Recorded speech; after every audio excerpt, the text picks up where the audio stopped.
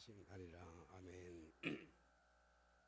오늘도 주님의 은혜를 사모하며 주님을 만나기를 소망하며 주님 앞에 나온 여러분들에게 하나님의 가없으신 은혜와 축복이, 그리고 여러분들이 기도하는 기도의 제목들이 다 응답되게 되시기를 주님의 이름으로 축원합니다.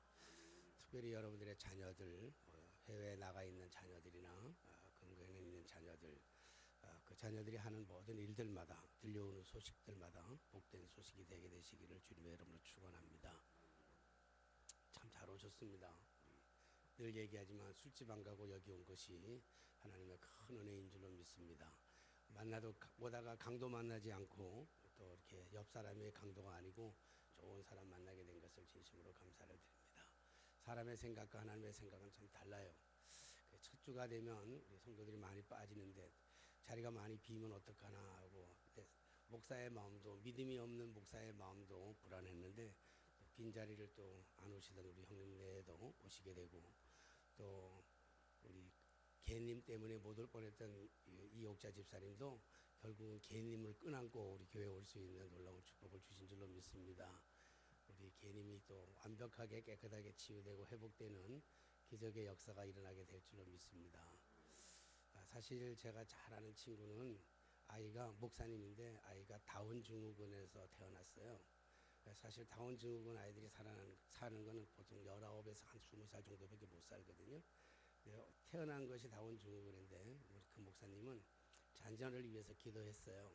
자녀를 위해서 거의 10년을 하루같이 10년 동안 저녁 때 밤에 교회 올라가서 기도하고, 그리고 새벽 기도 끝나고 집에 오는데 오롯이 기도의 제목은 우리 아이 다운 증후군을 고쳐주십시오 하고 기도했다는 거예요. 10년 동안 기도했는데 10년이 되는 날 아이가 낳겠어요, 안 낳겠어요? 아이가 안 낳았어요.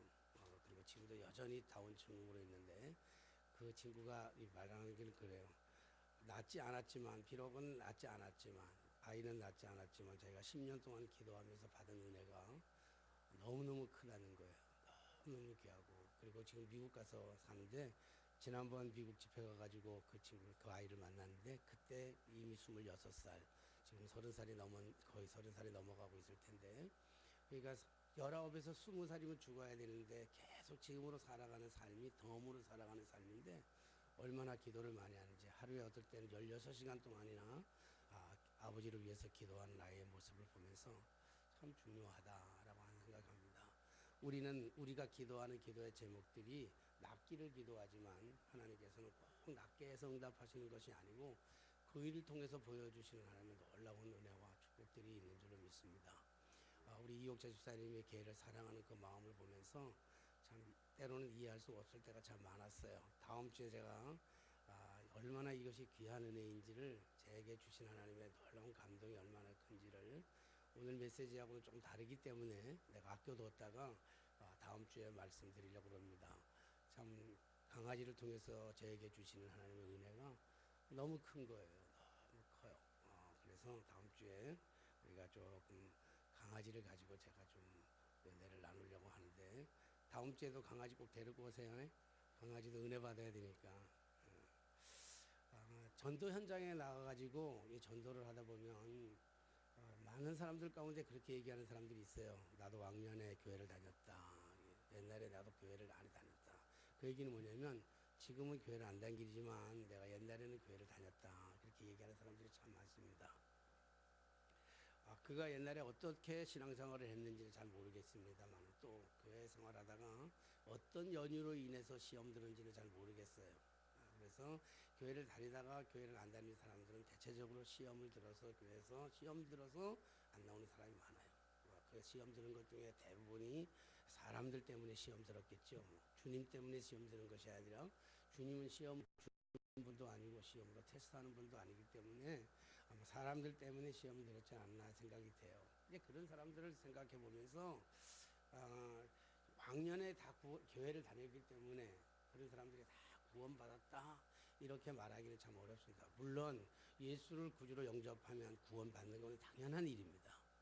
그러나 왕년에 예수를 믿었다 그래서 왕년에 구원받았다고 할지라도 지금 우리가 예수 안 믿고 교회를 안 다니고 신앙생활을 하지 않는다면 그 구원은 어쩌면 부끄러운 구원이 아닐까 이런 생각합니다. 똑같은 구원을 받았다 할지라도 부끄러운 구원이 있다라고 하는 것을 좀 한번 생각해 보기도 합니다.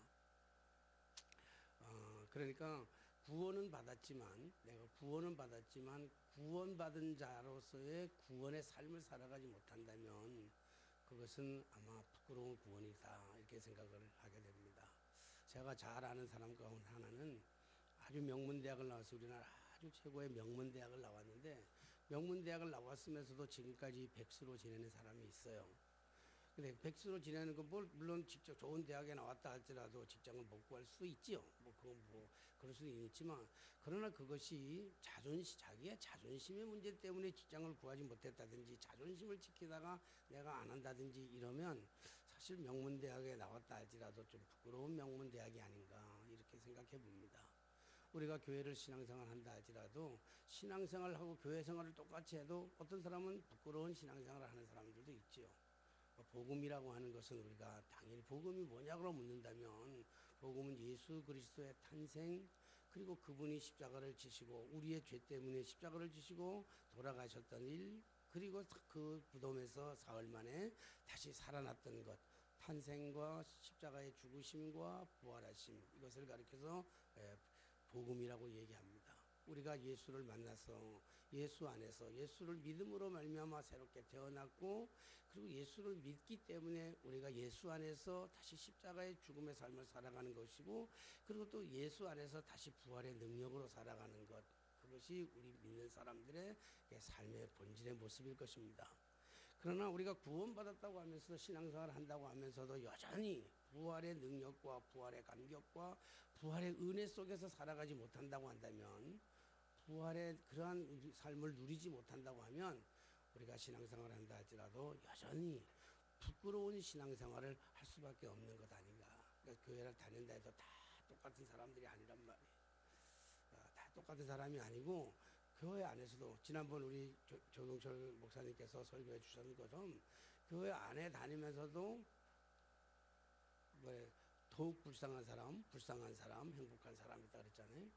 불쌍한 사람은 예수 안 믿는 사람이 불쌍한 사람이고 더 불쌍한 사람과 그리고 행복한 사람은 교회 안에 있는데 어떤 사람 교회 안에서도 행복하게 생활하는 사람이 있는가 하면 교회 안에서 행복하게 살아가지 못하는 사람은 교회 안 다니는 사람보다 훨씬 더욱 불쌍한 사람이다. 그렇게 말씀하셨죠.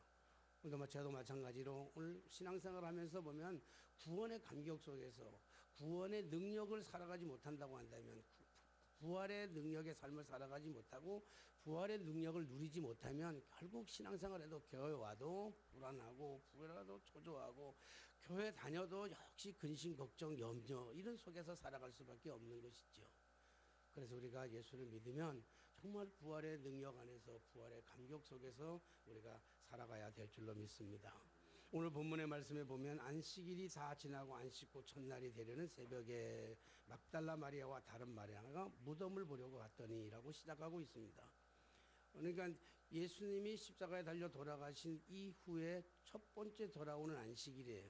오늘 이 여인들이 막달라 마리아와 다른 마리아가 오늘 이 무덤에 달려가기 이전에 저들의 삶이 어땠는가를 우리를 다 짧은 시간이지만 그 여인들의 삶이 어땠을까 생각해 보면 아마 진짜로 가슴 아픈 삶을 살아갔을 거예요.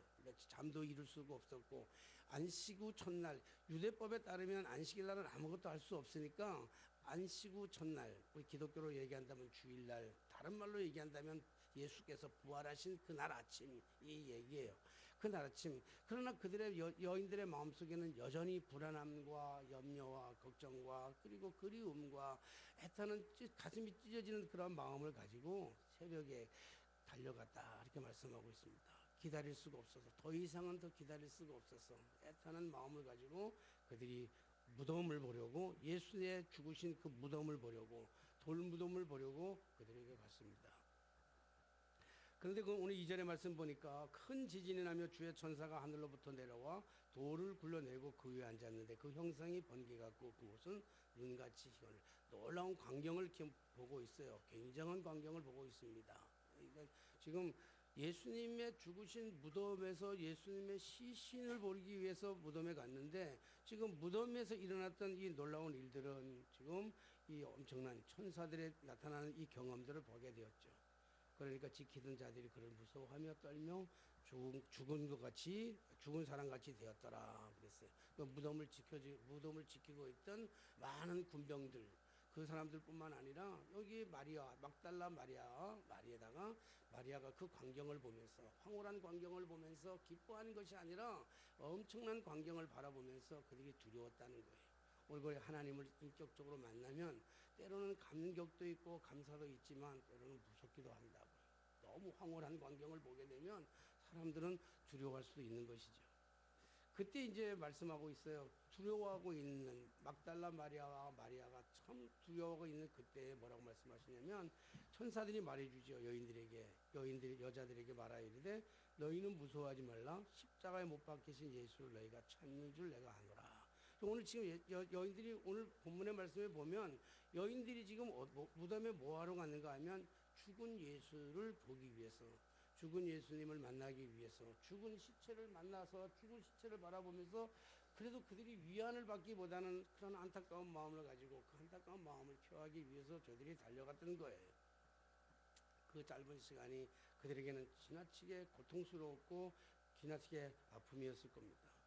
6절의 말씀에 보니까 그가 여기 계시지 않고 그가 말씀하신 대로 다시 살아났느니라. 그가 누우셨던 것을 봐라. 오늘 지금 막달라 마리아와 마리아가 지금 예수님을 보러 갔다가 예수님은 보지 못하고 뭐냐면 빈 무덤만 보는 거예요. 빈 무덤을 보는데 오늘 제가 오늘 말씀을 전하는 것은 여인들이 지금 달려갔어요. 예수님을 보기 위해서 달려갔는데 제가 오늘 이 말씀을 묵상하면서 가장 중요한 것은 여기에 있어요. 7절 말씀입니다. 7절 말씀. 우리 7절 말씀 한번 다시 한번 읽어볼래요? 여러분들 7절 말씀 읽습니다. 시작. 같이 있습니다. 우리가 찾아서 7절 시작.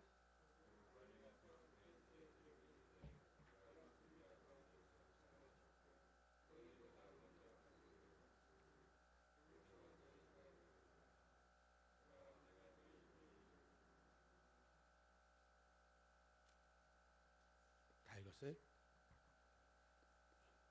갈릴리로 가시니 거기서 너희가 배우리니 보라 내가 너희에게 일렀느니라 하거늘. 지금 오늘 이 말씀을 통해서 우리가 지금 문제가 뭐냐면 여인들에게 문제가 뭐냐면 이 보러 갔던 시체가 사라지고 없었던 거예요.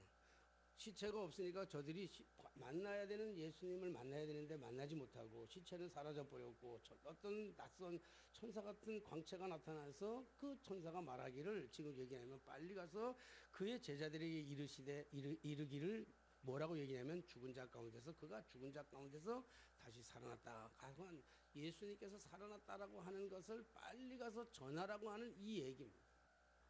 예수님이 돌아가신 것도 굉장히 중요하고 심각한 문제입니다. 지금 이 여인들에게는.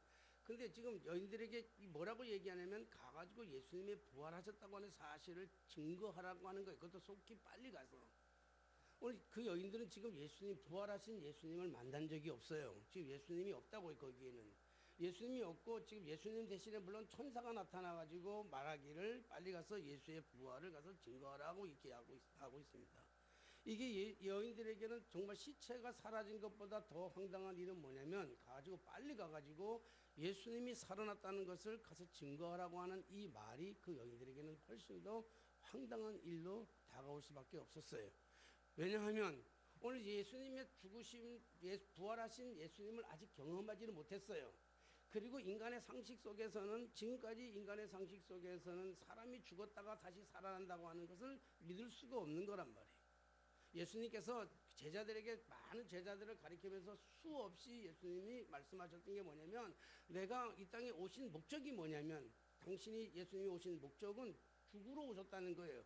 죄인들을 위해서 죽기 위해서 이 땅에 오신 거예요. 오신 목적이 달라요. 예수님이 이 땅에 오신 목적, 하늘의 보좌와 영광의 자리를 포기하시고 이 땅에 오신 목적 자체가 뭐냐면 예수님은 죽기 위해서 오셨어요. 죽지 않으면 우리의 인간의 죄의 문제를 해결할 수 없기 때문에 죽기 위해서 이 땅에 오셨어요. 근데 예수님은 죽기 위해서 오셨다고 수없이 얘기할 때마다 제자들은 계속 막았어요. 예수님의 죽음을 막았어요. 제자들이 예수님을 따랐던 제자들의 관심은 예수님께서 왕의 왕으로 오셔서 로마의 그 시대 속에서 왕으로서의 나라를 통치하는 그 날이 오게 되면, 그러면 자신들이 그 통치하는 그 세상 속에서 자신들이 부귀와 영화를 누릴 것이고 명예와 권력을 찾을 것이고, 그리고 억압에 지금 받는 그 억압으로부터 자유하게 될 것이고 참다운 평강과 기쁨을 누릴 것이라고 생각했기 때문에 예수님이 죽는다고 하는 것은 저들은 받아들일 수 있는 것이 아니었어요. 그런데 예수님께서는 시간마다 그들에게 믿음을 주실 때마다 큰 사건씩을 일으킬 때마다 제자들이 감격하고 제자들이 기뻐하고 제자들이 흥분하고 있은 그때마다 주님은 여지없이 하시는 말씀들이 뭐냐면, 이제 나는 죽는다 이렇게 얘기했어요. 나는 죽는데 누구를 위해서 죽는가 하면 너희들 때문에 죽는다, 너희들을 위해서 죽는다, 죄인들을 위해서 죽는다라고 하는 얘기를 끊임없이 얘기할 때마다 제자들은 그걸 귀담아 듣지를 않았던 거예요. 예수님이 죽어야 될 이유를 저들은 몰랐기 때문에 그래요. 그러면서 예수님은 죽음만 얘기한 게 아니라 반드시 죽은 다음에 뭘 얘기하냐면 다시 살아나리라고 하는 얘기를 끊임없이 얘기했어요. 그러니까 제자들은 예수님이 죽는다고 하는 것도 받아들일 수가 없었지만, 또 한편으로는 예수님이 죽었다가 다시 살아난다고 하는 이야기는 더 믿을 수가 없는 거예요. 이해할 수가 없는 거예요. 죽은 자가 어떻게 다시 죽었다가 다시 살아나느냐고요. 믿을 수 없는 그런 사건이에요. 그런 거예요. 그러니까 제자들은 예수님의 그 말씀이 무슨 말씀인지 못 알아들었어요.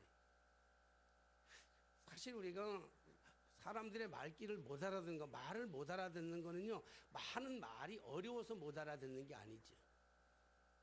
하는 말이 어려워서 못 알아듣는 말이 한 것이 아니라 내가 원하는 대로 말하지 않기 때문에 못 알아듣는 거예요. 알아들을 수가 없는 거예요. 예수님의 말씀이 제자들에게, 예수님의 말씀으로, 예수님이 말씀하실 때 제자들에게 말씀하실 때 뭐 이상한 나라 말로 한 게 아니에요. 방언으로 한 게 아니라니까요. 저기 뭐 영어로 한 것도 아니고 소련 말로 한 거 아니에요. 러시아 말로 한 게. 그 당시에는 헬라어로 얘기했어요. 예수님 당시에는. 우리가 가끔씩 뭐 자녀들을 키울 때도 마찬가지잖아요. 자녀들을 키운다든지 뭐 사람들과의 관계 속에서 얘기할 때 뭐 답답할 때 있잖아요. 상대방이 내 말을 못 알아들을 때 참 답답하잖아요. 내 말을 못 알아듣는 거, 상대방의 말을 못 알아듣는다든지 내가 상대방이 내 말을 못 알아들을 때, 이럴 때 서로 쓰는 언어가 다른 말 쓰는 게 아니에요. 영어로 쓰는 게 아니잖아요. 히브리어 하는 거 아니잖아요. 독일어 하는 거 아니잖아요. 영어 하는 게 아니거든요. 그건 뭐냐면 똑같은 한국말을 하는데도 도대체 알아듣지를 못하는 거예요. 우리 가끔씩 뭐 예를 들어서 얘기하지만 같이 우리 사람하고도 가끔씩 말다툼하고 싸워요. 그럼 말다툼하고 싸우다 보면 정말 답답할 때 많아요. 내 말을 못 알아듣는 거예요. 내 말을 못 알아들으니까 내가 이 가슴을 찢어서 다 보여주리? 이 심정을 다 찢어서 보여주리? 이럴 때가 참 많아요. 그럴 때 내 말을 못 알아듣는, 왜 내 말을 못 알아들어? 이렇게 얘기하면 우리 사람은 그걸 못 알아들으니까 하는 거예요. 그러면 뭐냐면 내 말을 못 알아듣는 게 내가 뭐 영어를 쓴다든지 뭐 히라보를 쓴다든지 불어를 쓴다든지 그래서 못 알아듣는 게 아니에요. 자기가 원하는, 자기가 듣고 싶은 말을 해주지 않으니까 안 들으려고 하는 거예요. 사람들은 늘 자기가 듣고 싶은 말을 듣고자 한단 말이에요. 그러니까 제자들의 관심은 뭐냐면 예수님이 죽어야 된다는 얘기를 듣고 싶지 않아요. 또 뿐만 아니라 예수님이 다시 살아난다고 하는 것은 한국 똑같은 그때 그 언어를 쓰고 있지만 살아난다라고 하는 말이 믿어지지가 않는 거예요. 그러니까 안 들리는 거예요. 못 듣는 거는 말이 어려워서가 아니라, 그 말이 어려워서 아니라 내용을 잘 못 알아들어서 그래요. 오늘 제자들은 그러한 모습이었습니다. 그러니까 예수님께서 십자가에 달려 돌아가실 때 제자들이 다 뿔뿔이 흩어져 도망가 버렸어요. 두려워서, 무서워서. 베드로 같은 사람은 내가 예수님께서 네가 나를 3번 부인하리라, 닭 울기 전에 3번 부인하리라 얘기할 때 베드로가 얼마나 멋지게 얘기했습니까? 주님 어떻게 말씀을 곧다이로 하십니까? 예, 그렇게 얘기한 거예요. 어떻게 말씀, 내가 주님 나 모릅니까? 응? 내가 주님을 어떻게 따르는지 주님 모르십니까? 배와 그물을 다 버리고 주님 따르지 않았습니까? 배와 그물 그랬습니까? 가족도 다 버렸습니다. 가족도 버리고 배도 버리고 그물도 버리고 다 주님을 따르는데 올인했습니다. 그리고 지금까지 살아가는데 삶의 모습 속에서 내가 무슨 욕심을 챙겼습니까? 뭘 가졌습니까? 오직 주님을 따른 사람 아닙니까? 근데 어떻게 내가 주님을 버린다고 얘기하십니까? 말씀을 그렇게 해도 참 멋없게 하십니다. 이렇게 지금 이야기하는 거야. 말씀을 곧다이 하십니까? 이런 거예요. 그러면서 하는 말이 뭐라 그래요? 다른 사람은 다 버릴지언정. 참 베드로 대단해요. 이 사람 사람 기분 나쁘. 아주 베드로 사람들 다른 사람들 기분 나쁘게 하는데 아주 유명한 사람이야. 다른 사람들은 다 버려도 쟤네들은 다 버려도요. 나는 주님 안 버립니다. 사실 베드로가 그때는 진짜 진심의 마음이었어요. 주님은 그 마음 다 알잖아요. 왜냐하면 주님이 십자가에 달려 돌아가실 것에 대해서 베드로는 모르는 거예요. 인정하지 않는 거예요. 그러니까 인정하지 않고 부활을 인정하지 않기 때문에 그렇게 당당하게 얘기를 했어요. 그러나 주님이 십자가에 달려 돌아가실 때 그가 재판받을 때부터 이미 베드로는요 예수님의 멀찍이 쫓아간다고요. 그래서 재판하는 그 모닥불 보면서 그것도 다른 사람도 아니야. 아주 어린 소자한테 어린 계집아이한테 그 아이가 너는 예수 믿는 사람 같이 보인다. 예수랑 당인에 같이 다녔네. 그랬더니 거기서 3번씩이나 예수님 부인하잖아요. 3번씩이나 모른다고. 그렇게 담대했던 사람이 그렇게 당당했던 사람이 배와 그물을 다 버리고 주를 따랐던 베드로가 예수님을 3번씩이나 부인하고 있잖아요. 가끔 가다가 뭐 남 얘기는 아니고 저 역시 신앙생활 하면서 저 역시 신학을 하고 저 역시 목사가 되는 과정에서 버려야 될 것들을 참 많이 버렸어요. 오해받기도 하고 버려야 될 것도 하고 부귀와 영화를 버리기도 하고 때때로 많은 고난의 삶을 살아가면서도 간다고 하면서도 내 삶의 모습 속에서도 어떤 결정적인 위기가 아직 안 와봐서 날 모르는 거예요. 어떤 정말로 결정적인 위기가 왔을 때 나는 뭐라고 대답할까? 내가 순교의 자리 앞에서 내가 정말 순교의 자리 앞에 올지 않을지는 모르지만 순교의 자리 앞에서 정말 내가 어떤 모습으로 살아갈까? 오늘 제자들의 오늘 이 막달라 마리아와 마리아가 지금 예수님이 없는 무덤에서 그 천사들이 하는 말을 듣고 빨리 가서 제자들에게 이르기를 예수가 부활했다고 하는 사실을 알리라고 얘기할 때 오늘 이 여인들은 얼마나 두려웠겠어요. 오늘 이 여인들이 가가지고 제자들한테 이 귀한 사실을 말한다고 해서 다른 사람들이 믿어주겠느냐고요. 베드로가 믿어주겠어요? 안드레가 믿어주겠어요? 누가 믿어주겠어요? 아무도 안 믿어줄 거예요. 오늘 이 막달라 마리아가 어떤 여인인지 안다면 더 클 거예요. 막달라 마리아는 제자들의 자존심을 확 망가뜨린 여인이었어요. 또 잘 알다시피 막달라 마리아가 어떤 여인인가 하면 예수님이 십자가에 달려 돌아가신다고 얘기했을 때 시몬의 집에서 예수님이 말씀 전거할 때 옥합을 깨뜨려 가지고 그 예수님의 발 앞에 부었던 그리고 머리털로 그것을 닦아줬던 그 여인이 막달라 마리아라고요. 다른 성경에 보면 귀신 들렸던 여자라 이렇게 얘기합니다. 그래서 제자들이 나무라잖아요. 향유옥합을 깨뜨려 가지고 예수님이 발 앞에 부었을 때 제자들이 다 그 여인을 욕했어요. 비난했어요.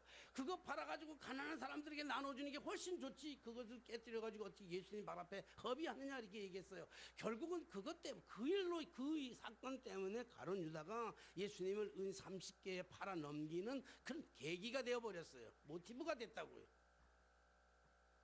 왜? 예수님께서 그때 제자들을 책망하잖아요. 가만히 놔둬라. 너희는 나를 위해서 물 한 그릇 준비하지 않았지만 이 여인은 나를 장례를 준비하는 오늘 여인은 예수님의 죽음을 준비하는 거예요. 죽음을 준비해가지고 여인들에게 했던 여인이에요. 그러나 제자들은 오늘 예수님을 비난했던 오늘 그 여인을 비난했던 이 여자 귀신 들렸던 여자 자신들의 자존감을 완전히 망가뜨린 여자가 와가지고 예수가 부활했다라고 하면 예수에게 미쳐서 그런다고 얘기할 거 아니겠어요. 근데 오늘 성경에 보니까 참 놀라운 일은 오늘 이 말씀을 듣고 너가 빨리 가서 두려움과 공포 속에서 울고 있는 시체가 사라진 것 속에서 울고 있는 이 상황 속에서 오늘 가가지고 가서 제자들에게 이 얘기를 부활했던 사실을 얘기하라고 그랬더니 8절 말씀에 보니까 그 여자들이 무서움과 큰 기쁨으로 빨리 무덤에 떠나 제자들에게 알리려 다름질하세요 그랬어요. 오늘 본문의 말씀이 참 성경을 깊이 보면요 참 놀랍습니다.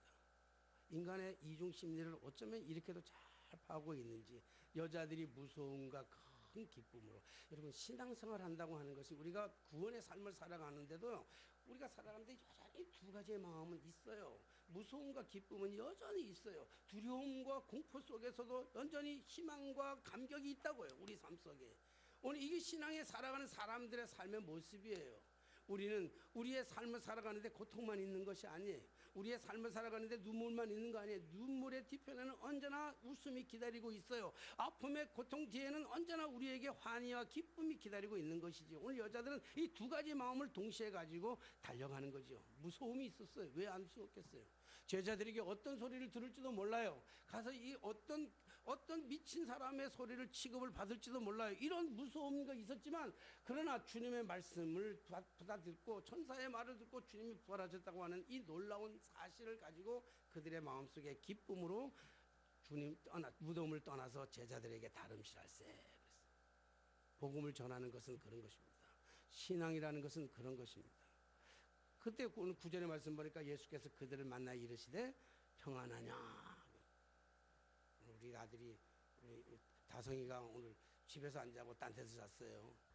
딴 데서 이상한 데 잔 건 아니고 자기 친구하고 어제 저녁에 있다가 친구가 다치는 바람에, 여자친구는 아닙니다. 남자친구가 다치는 바람에 잠자고 집에서 안 자고 오늘 아침에 이제 교회 왔는데 제가 교회 일찍 오잖아요. 우리 다성이 집에서 잘 때는 교회 늦게 오는데 딴 데서 자니까 일찍 오더라고요. 우리 예찬이 예성이도 집에서 같이 잘 때는 늦게 일어나는데 딴 데서 오니까 딴 때보다 일찍 오더라고요. 그래서 빨리 내보내야 될 것 같아. 교회 빨리 오게 하려면은. 우리 하성이 오면서 첫 마디가 뭐냐면 나보고 평안하뇨 그러더라고. 지가 무슨 주님이야? 우리 예수님이 말씀하신 오늘 보세요. 참 놀라운 것은, 자 보세요. 주님이 여인들을 지금 부활하신 주님이 예수님을 만나는 거예요. 지금 만나는 거예요. 무덤에서 만난 것이 아니라 지금 그 여인들이 갈릴리로 가서 제자들에게 복음을 전하기 위해서 예수님이 살아났다라고 하는 사실을 증거하기 위해서 달려갈 때 예수님이 그 여인들을 만나 주신 줄로 믿습니다. 이게 하나님의 은혜인 거예요. 이게 하나님의 은혜란 말이에요. 만나고 나서 만난 그 감격을 가지고 하는 것이 아니라 아직 만나지 않았지만 믿음으로 달려갈 때, 믿음이라는 것은 그런 거라고요. 되어진 것 때문에 살아가는 거 아니에요. 환경이 좋아서, 환경이 좋기 때문에 감사하는 건요, 누구나 할 수 있는 거예요. 사랑할 만한 사람을 사랑하는 건 누구나 할 수 있는 거예요. 용서해야 될 사람을 용서하는 건 누구나 용서할 수 있는 거예요. 그러나 믿음의 사람이라고 하는 것은 용서할 수 없는 사람까지 용서하는 것이고, 사랑할 수 없는 사람까지도 사랑하는 것이고, 감사할 수 없는 상황에서도 감사할 수 있는 것이에요. 의를 위하여 핍박을 받는 자 복이 있나니 그랬어요. 의를 위하여 핍박을 받은 자 복이 있나니 천국이 저희 것이며 그랬어요. 천국이 저희 것이다. 하나님의 아들이라 그름을 받은 것이며, 여러분 천국이라고 하는 건 죽어서 가는 천국이 아니에요. 죽어서 가는 저 하늘나라 천국이 아니라 정말로 의를 위해, 주님의 복음을 위해서, 주님을 위해서 우리가 죽기를 하고 고통을 당해도, 예수 믿어서 고통을 당해도 그 고통 속에서 오는 희열과 기쁨과 감격이 있는 거예요. 어제 우리 어떤 목사님, 후배 목사님이, 잘 아는 후배 목사님이 밤중에 와서, 부목사인데 와가지고 부목사를 하면서 너무 힘든 걸 얘기하는 거예요. 너무 힘들었다. 그래서 그러면서 와가지고 누구한테도 얘기할 수 못하니까 나한테 와가지고 우리 집사람하고 얘기를 쭉 해요. 다 들으니까 나도 다 겪었던 경험들이고, 그 이해는 되더라고요. 그 보듬어주고 이해해주고 얼마나 힘들었어. 정말 얘기 들으니까 참 힘들게 해서 지금 살아가는 게 참 힘들어요. 여러분 신앙생활은요, 과정은 힘들어요. 과정은 지나고 나니까 성경에 보면 참 어렵게 이 고통 속에 쓴 게 아닌 것처럼 보이는 거는요, 지나간 다음에 썼기 때문에 그래. 여러분 군대 생활, 공군이야 말할 것도 없지만, 공군이야 뭐 완전히 36개월짜리 방이지 뭐. 나도 군군이니까. 근데 우리 이용남 권사님은 공군 중에서 최고 어려운 군대, 나는 공군 중에서도 최고로 편한 부대에 있었어요. 통신부대. 우리 이용남 권사님은 공군 중에서도 최고로 어려운 무장특기가 뭐냐면요, 비행기 폭탄 다는 사람이 비행장부식이냐, 그 겨울에 폭탄 들고 올라가서 비행기 폭탄 다니까, 그래서 벌써 얼굴이 좀 나하고 다르잖아요. 나 통신대에 있던 나 얼굴하고 이게 다른 게. 근데 정말 힘든, 우리가 부대 군군에서도 그래요. 무장특기 그러면 정말 고통스러운 거다 그래요. 너무 어려워요. 이가 갈리고 좀 겨울에 폭탄 달라 그러면 얼마나 힘들겠어요. 그런데 지금 우리 권사님하고 앉아가지고 밥 먹으면서 군대 얘기하면요, 하나도 힘든 것 같이 얘기 안 해요. 그건 추억이고 무용담이고. 그리고 군대 갔다 온 사람 중에서 월남 갔다 온 사람, 우리 형님 월남 갔다 왔잖아요. 월남 갔다 온 사람들이 가가지고 저 총알이 날라다니고 지금 옆에 정은우가 쓰러지는 그러한 그 죽음의 현장 생길 때 얼마나 두렵고 무서웠겠어요. 그런데 그 과정은 힘든지만 그 과정을 지나고 옛날 얘기를 하면요, 무용담처럼 얘기하는 거예요. 즐겁게 얘기하는 거란 말이에요. 신앙생활은 그런 거예요. 신앙생활을 지나가는 우리의 과정은 너무 힘들고 어려운 거예요. 그래서 목사님한테 얘기했어요. 참 너무 힘들겠다. 근데 이 과정이 지나가서 우리 하나님이 우리에게 준비하셨던 하나님의 그 어마어마한 것들, 그게 안 보이는 거예요. 그래서 힘들어요. 내일 우리에게 주어질 하나님의 축복이 안 보여서 힘들어요. 내일 우리에게 어떤 좋은 결과가 하나님은 이미 다 준비해 놨는데 그 준비해 놓은 것이 안 보이니까 너무 힘들어요. 그러니까 과정은 힘들 수밖에 없어. 너무 어려워요. 너무 괴로워요. 너무 두렵고. 그래서 얘기하다가 우리 집사람이 그런 얘기를 해준 거예요. 뭐냐면 우리 집사람이 와가지고 이 파고다교회 처음 와가지고 벌써 거의 10년이 돼가네요. 그 파고다교회 처음 와가지고 이 주방도 없었어. 그냥 주방도 없으니까 집에서 음식을 해가지고 날라가지고 와야 돼. 지금 여름 같으면 정말 냉장고도 없는 데다가, 그래 여기 냉장고도 있잖아요. 그런 데다가 교회 와서 오피스텔에서 예배를 드리니까 교회니까 그 복도에다가 음식을 차려놨어요. 음식을 차려놔서 두 가지로 힘들었다는 거예요. 한 번은 너무 이제 이 나이에 내가 밥하리. 딴 우리 친구들 목사들 가면 우리 사람 친구 목사들 교회 가면 다 교인들이 해다 주는 밥 갖다 먹으면서 지금 탱자하고 있는데, 근데 우리 사람이 주일날 교회 올 때 그래도 이쁜 옷 한 번도 입어본 적 없잖아요. 다 깨재재한 옷 입고 와서. 왜냐하면 이쁜 옷 입고 와서 주방에서 있을 수 없으니까.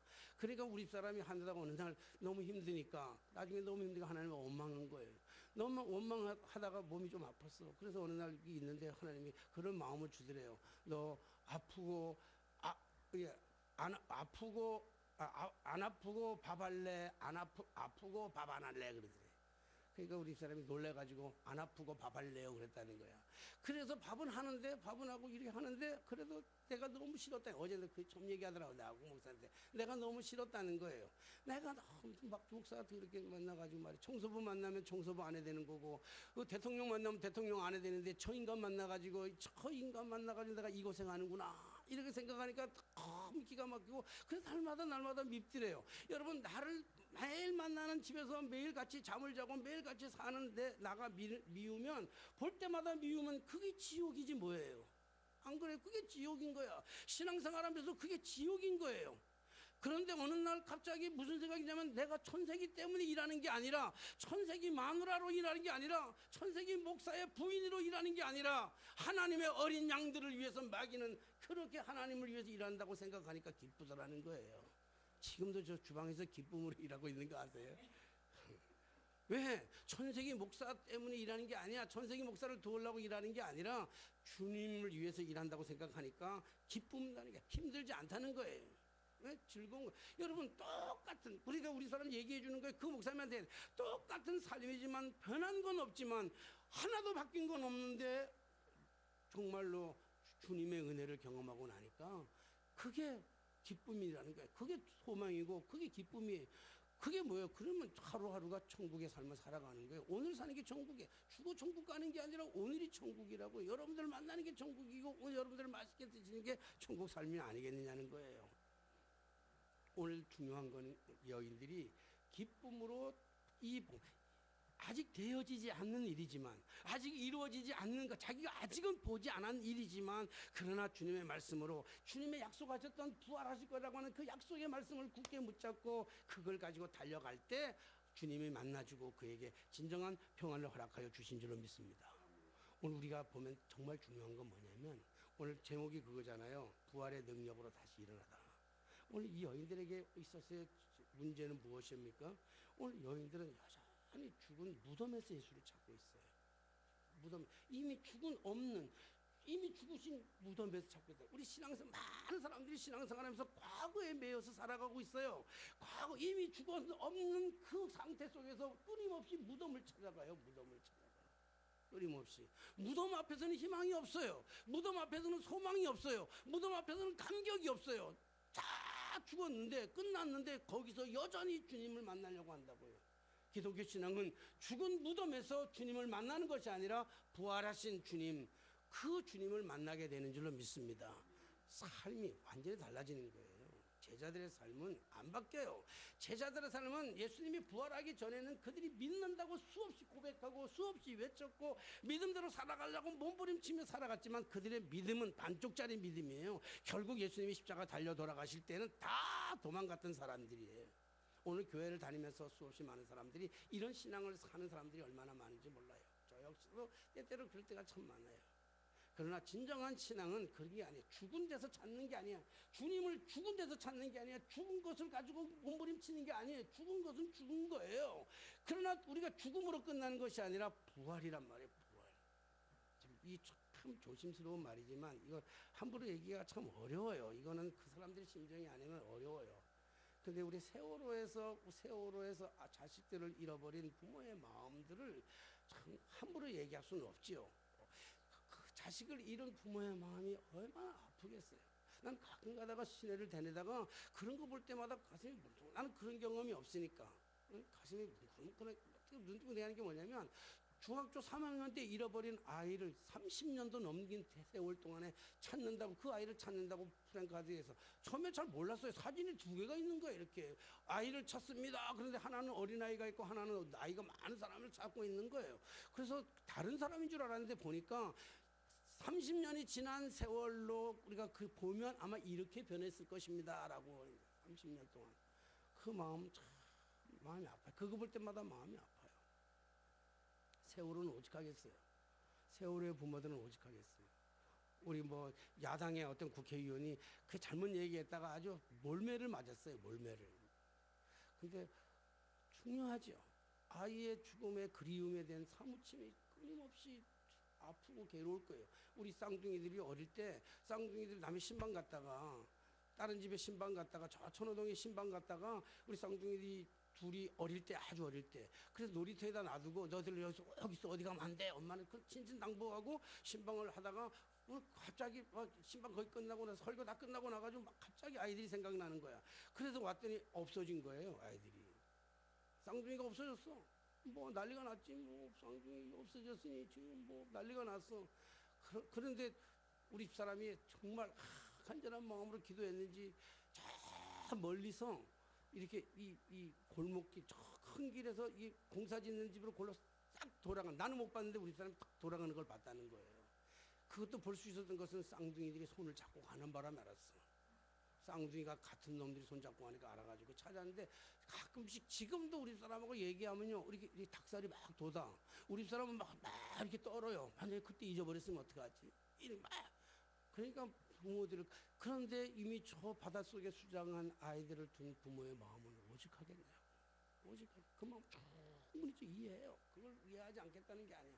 그런데 언제까지 그 아이, 죽은 아이에만 가지고 있다가 내일에 대한 소망이 없다면 삶의 인생이 다 망가지잖아요.